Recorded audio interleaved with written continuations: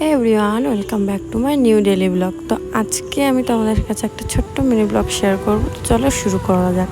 তো আমি চলে গেছিলাম একটা দিদির বাড়িতে, কারণ দিদি হচ্ছে প্রফেশনালি মেহেন্দি আর্টিস্ট।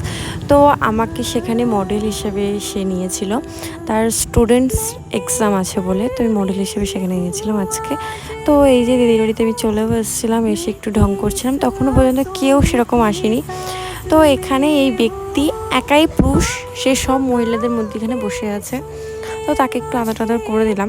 তো যে আমাকে মেহেন্দি পরাবে সে একটু লেট হয়েছে, সে অনেক দূর থেকে এসছে, তো একটু লেট হয়ে গেছিলো, সেই কারণে ওর শুরু করতে একটু লেট হয়েছে। তারপরে আমি আসতেও আমার অনেক লেট হয়ে গেছে বাড়িতে।